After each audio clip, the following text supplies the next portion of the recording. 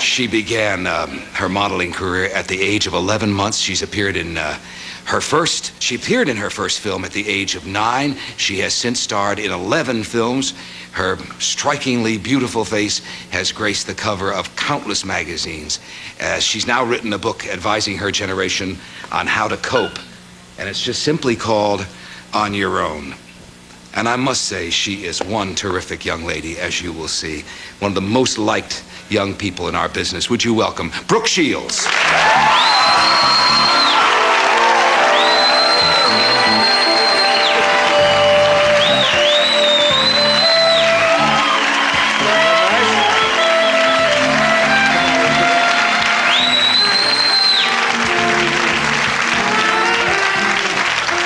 I saw a little shyness there, Brooke.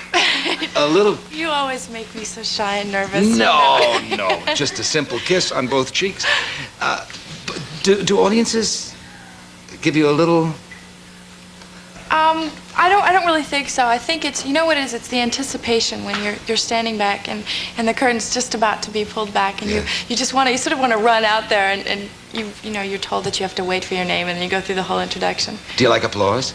Oh, yes, it makes you feel good. It does make you feel good. I like to. I should applaud all of you. I mean, makes me feel so good to know that people are even interested in just seeing me. I'm always interested. Well, I miss you. I know I miss you. I haven't seen you in almost a year. It has been. Circus of the Stars last year. We were co-MCs there together. That was fun. That was fun. But you didn't tell me how you did in your grades this year. I did very well. I just got my grades back. You're not going to tell me straight A, are you? Yeah. At Princeton, straight A?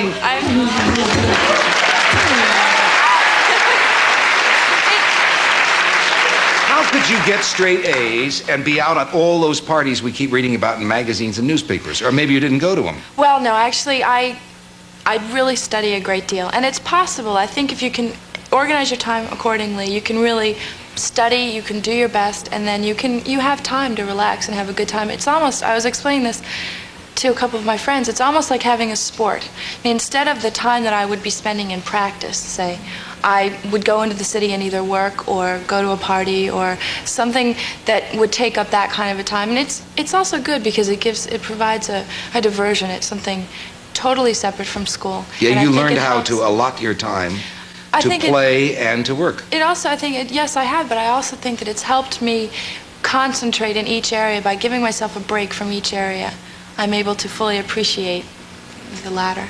What was your best subject, do you feel? I think my best subject was probably psychology. I'm going to be a French literature major, but I found that I got most involved in psychology.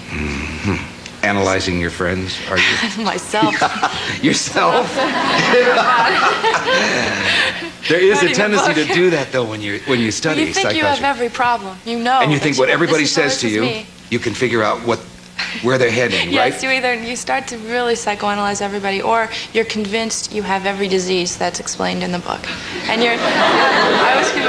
our lecturer would say, now listen, just, all these symptoms are, if they're in moderation, it doesn't mean that you have this disease. You know? So we're all sitting there really Medical convinced. students get that. I think everybody does. Yeah. School, everything you expected it to be? It's more than I've expected. Really? It went past being academically wonderful. I mean, it provided an entire social area of my life. I mean, I have friends that I know I will have for the rest of my life, and they're my own age, and I'm happy with them, and I feel comfortable. Right. And it's really provided a very important part of my life. A whole group of friends? Yes. Actually, there are about 7 of us who are in school, and it's funny because I think we all have unwritten sort of checklists, right. And when you find those people that come clean on your little checklist, they're added to your group of friends, and it's like surrounding yourself. I mean, I live for friends and people and relationships, and I like to give myself to my friends, and I think that it's important to have a support system. And they have to be excited for your success, too.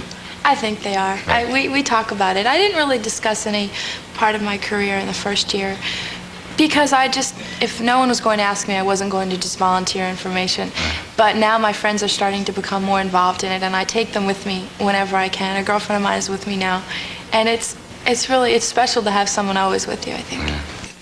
I didn't think you'd be that candid about your life. And I think, and I thought at the time it was necessary, I still do. When we were first approached to do a book, I wanted to stay away from a beauty book or an exercise book or something along those lines. And I couldn't really write a memoir book because at 19, I mean... How about an ugly book? Ugly and lazy rather than beautiful and exercise. I think it was important. What happened is it ended up being sort of a how-to book, how to cope. And what I wanted to try to... I wasn't really trying to set a record straight, but I wanted to... A lot of people look at me, and a lot of the feedback that I've gotten is that, oh, you have a perfect life, nothing goes wrong in your life, you're never unhappy, and it's all easy for you, and it's all been given to you. And, well, we would think so from what we read. Well, you know, I think on the exterior, especially if you're in my kind of a business, what you see is the glamour and the pretty part of it. And what a lot of people don't realize is the other side of it, what's happening internally and what happens on the inside that people don't really see. And I wanted to share my feelings with especially girls my own age that are trying to go through the same time period. I mean, it's difficult. Going from high school to college was one of the most devastating changes that I had to try to make. And in what area? All of a sudden, I wasn't at home, and I wasn't. Of course, I went home any minute I could, but I was all of a sudden supposed to be this adult that was at school, and I had to deal with things on my own and be myself. And all I wanted to do was go home, and I cried every night, and I wanted to go home. And then everything was just scary. I think it's a scary time, and there's a very fine line between wanting to be on your own, wanting to be an adult, and then still wanting to run home to mommy and say, you know, help. I want to, you know, suck my thumb. I don't want to be a big girl anymore. At moments you have to assume the responsibility for your own life. It becomes responsibility. And actions. Yeah. Exactly. And I wanted it to be an honest book. I'm not ashamed about anything in my life, and I felt that by writing exactly what was really happening in my life, possibly girls or people my own age could identify with that, and maybe it could help them. I didn't assume an authoritative role to say, do this and don't do this. I'm not saying that. I'm saying this is what I've done with my life and with the problems that I've had. And, you know, here are some possibilities. You feel strongly about maintaining your virginity. I knew you know I'm going to go right for that, I was going right? to go. Here it comes, guys. Well, only because in our times it is very unusual. Nobody has come out and said that your age that I know of. I think it's a struggle with a lot of girls.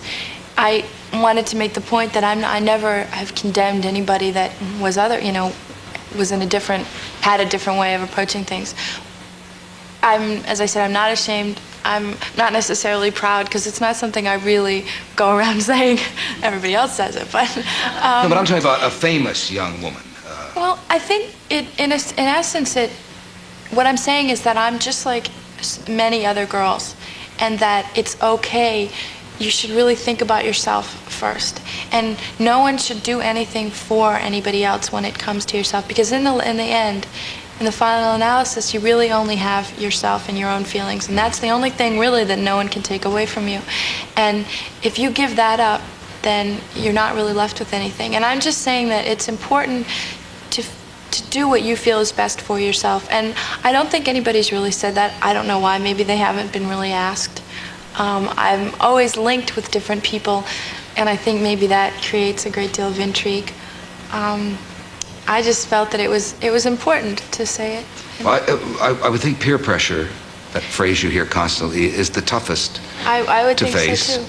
You know, the whole idea whether it's in or not in, or cool or not cool, or it's, you know, there's a great deal of peer pressure, and I think that it's important for people to know that, you know, peer pressure is not really it. I mean, whether it's drugs or sex or drinking or anything, it's just something that you shouldn't do something because everybody else is doing it. I mean, do something for yourself. And I can't believe there weren't a lot of Princeton guys sitting down and say, okay, which one of us is going to get Brooke Shields, right? I don't know, I guess. You took care of that in a hurry, didn't you? Tell them to read chapters. Here, read my book. And the pressure of that book alone, now that you've declared that, you have to remain that through the paperback edition. Very safe. And in case they make a movie, you have to still, you know. Yes, exactly. I'll be on my own literally forever. As long as the book keeps being. Right. So